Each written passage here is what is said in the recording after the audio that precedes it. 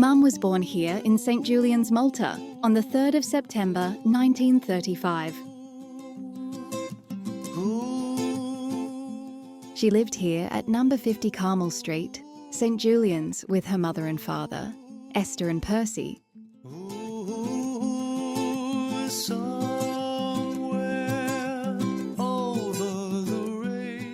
Her two brothers, Eric and Claude, and her three sisters, Dorothy, Vivian and Elizabeth.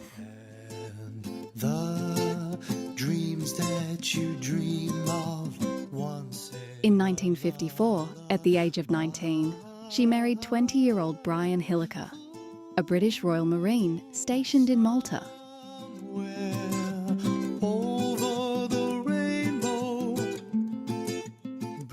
The following year, they had their first child, a baby boy named Roderick. He was soon to have a little sister a few years later named Audrey. Dreams really do come true. Someday I wish upon a star and wake up where the clouds are far behind me.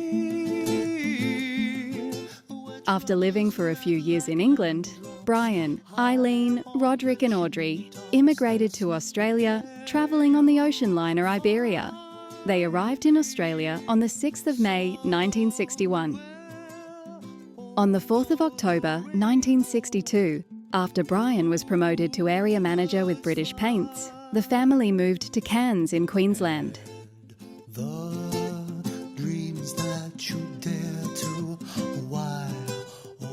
Tragically, soon after arriving in Cairns, Brian was killed in a car accident on the 25th of October 1962. The family moved back to Sydney, and 2 years later, in 1964, Eileen purchased what was to become the family home for the next 57 years at number 12 York Street.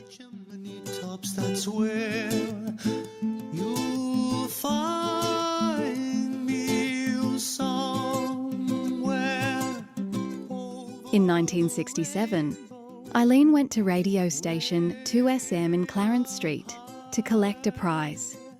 That day, she met Joseph Merlino, who would later become her husband in 1969. Why can't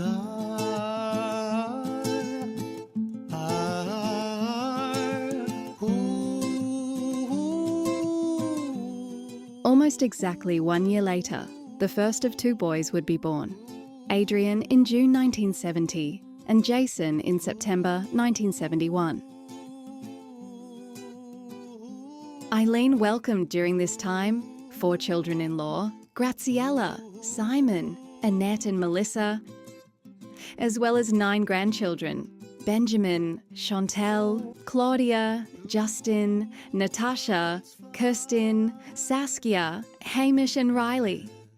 Retirement for Joe and Eileen was filled with travel to all corners of the world, be it cruising, numerous trips to Malta and Europe, travelling around Australia and the Pacific Islands, or simply spending a few days in towns along the New South Wales coast or countryside.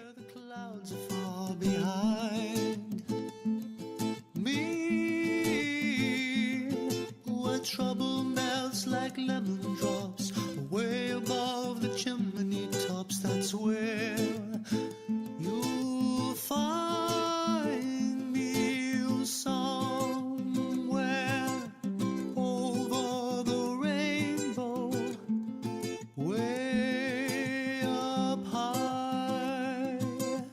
And the dreams that... After Joseph's death in 2011, she continued to enjoy life with her family and close friends.